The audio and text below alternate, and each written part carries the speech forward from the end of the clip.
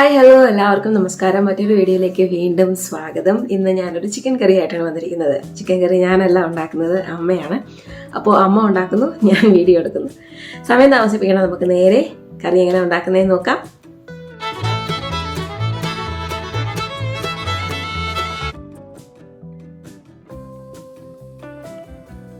600 gram ചിക്കനാണ്, അതിനെയാണ് നമ്മൾ കറിയാക്കാൻ പോകുന്നത്. വെളിച്ചെണ്ണയാണത്. ഇതിലേക്ക് കടുക് പൊട്ടിക്കാൻ പോവാണ്. ഇനി ഇതിലേക്ക് വറ്റൽമുളക്, കറിവേപ്പില, അതിലേക്ക് ഇഞ്ചി ഇടാൻ പോവാണ്. വെളുത്തുള്ളി മുഴുവനാണ് ഇട്ടേക്കുന്നത്. ഒന്ന് ജസ്റ്റ് ഒന്ന് ഇളക്കി കൊടുക്കാം. അത് കഴിഞ്ഞ് ഒരുപാട് നേരം വെയിറ്റ് ചെയ്യണ്ട. അത് കഴിഞ്ഞ് നമുക്ക് സവാള, ചെറിയ ഉള്ളി രണ്ടും കൂടെയുള്ള മിക്സാണ്. പകുതി നന്നായിട്ട് വഴറ്റി കൊടുക്കുക. ഒന്ന് വഴറ്റിയതിന് ശേഷം ഒരു 1-2 മിനിറ്റ് വഴറ്റിയതിന് ശേഷം നമുക്ക് ഉപ്പ് ആഡ് ചെയ്യാം. ഉപ്പ് ആദ്യമേ ഇടണ്ട, ഒന്ന് ജസ്റ്റ് ഒന്ന് വാടിക്കഴിഞ്ഞ് ഇടുന്നതായിരിക്കും നല്ലത്. കുറച്ചൊന്ന് വഴണ്ടി കഴിയുമ്പോഴത്തേക്ക് നമുക്ക് ഒരു തക്കാളി അരിഞ്ഞത് ചേർത്ത് കൊടുക്കാം. എന്നിട്ട് അതുമായിട്ട് നന്നായിട്ട് ഇളക്കുക. നമുക്ക് പൊടികൾ ചേർത്ത് കൊടുക്കാം. മുളക് പൊടി ഇതിപ്പം 1.5 ടേബിൾ സ്പൂണാണ് ഇട്ടേക്കുന്നത്. നമുക്ക് വേണമെങ്കിൽ പിന്നീട് അഡ്ജസ്റ്റ് ചെയ്യാം, സ്പൈസി ആക്കണമെന്നുണ്ടെങ്കിൽ. മഞ്ഞപ്പൊടി, പിന്നെ മല്ലിപ്പൊടി. മുളക് പൊടി എത്ര ഇടുന്നോ അതിൻ്റെ ഡബിൾ. ഒരല്പം കുരുമുളക് പൊടി കൂടെ 1 സ്പൂൺ ചേർക്കുന്നത് നല്ലതാണ്. ഇനി ഇത് നന്നായിട്ട് ഇളക്കുക. മുളക് പൊടി നന്നായിട്ട് എണ്ണയിൽ വഴണ്ടി വരും. പച്ചപ്പ് മാറും. പൊടിയുടെ മുടിയൊന്ന് മൂത്ത് ഇറക്കി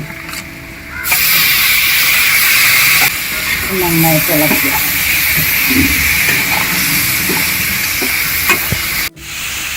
ഒരല്പം ഉപ്പ് കൂടെ ചേർക്കുകയാണ് ഇവിടെ. പൊടിയിട്ട് നന്നായിട്ട് ഇളക്കണം. സിമ്മിലൊക്കെ നേരം വരും വെച്ച് സിമ്മിലിട്ട് കുറച്ച്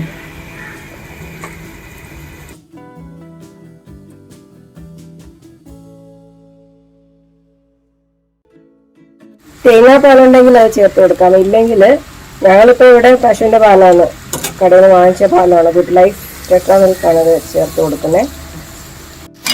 ഇളക്കിയിട്ട് വീണ്ടും അടച്ചു വയ്ക്കുക. ഇടയ്ക്കൊന്ന് ഇളക്കി കൊടുക്കണം, അതിൽ പിടിക്കാതെ നോക്കണം. ചൂടുവെള്ളം, ഒരല്പം ചൂടുവെള്ളമാണ് ഒഴിക്കുന്നത്. ഇടയ്ക്കൊന്ന് ഇളക്കാൻ മറന്നു വരുത്, അടി പിടിക്കും. ഇഞ്ചിയെല്ലാം മൂട്ടിൽ പിടിക്കുന്ന സാധനമാണ്. രമ്പേല നമ്മളെ വീട്ടിൽ ധാരാളമുണ്ട്. ഈ ഇല ഫ്രഷ് ആയിട്ടുള്ള ഇല കട്ടി. ഇത് ഓപ്ഷണലാണ്, നിർബന്ധമില്ല. പിന്നെ മല്ലിയില ഇട്ട് കൊടുക്കുന്നത് നല്ലതാണ്. അപ്പം ഞങ്ങളുടെ കയ്യിൽ മല്ലിയില ഇല്ല, ഈ ഇല ഇഷ്ടംപോലെ ഉള്ളത് കൊണ്ട് ഞങ്ങൾ ഇട്ട് കൊടുക്കണം. നല്ല ഫ്ലേവർ തരും ഈ ഇല, രമ്പയില.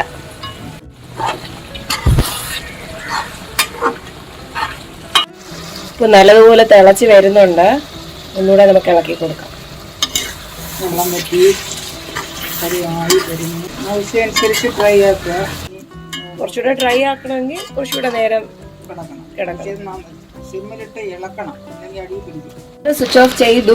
ഇപ്പം ഞങ്ങൾ ഉച്ചയ്ക്ക് ചോറിന് വേണ്ടിയിട്ടാണ്. അപ്പോൾ രാത്രി ഇത് തന്നെ നമ്മൾ ചപ്പാത്തിക്ക് കുറച്ചുകൂടെ ഒന്ന് മോഡിഫൈ ചെയ്ത് ഉപയോഗിക്കും.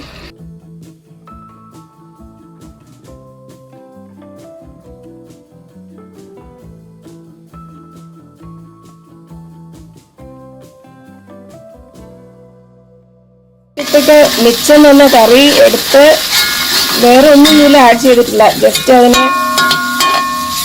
ചൂടാക്കി ഫ്രൈ ചെയ്തെടുക്കും, അതേ ഉള്ളൂ. ഇളക്കിക്കൊണ്ടിരിക്കണം.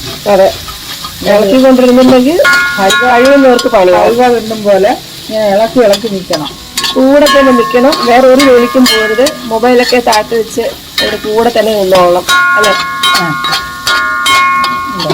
ചെറിയൊരു പ്രശ്നം, ചെറുതായിട്ടൊന്ന് പിടിച്ചു പോയാൽ പിന്നെ പിടിച്ചു തുടങ്ങും. അതെ, പിന്നെ കരിഞ്ഞ കറി കഴിക്കേണ്ടി വരും. ഹൽവ ഇതുപോലെയാ, ഇളക്കിക്കൊണ്ടേ ഇരിക്കണം. അത് അപ്പോൾ ഇത് കണ്ടോ, ഇതിൽ നിന്ന് എണ്ണ ഇറങ്ങുന്നതാണ് ഇതിൻ്റെ പരുവം. അത് കഴിഞ്ഞ് നമുക്ക് സ്വിച്ച് ഓഫ് ചെയ്യാം.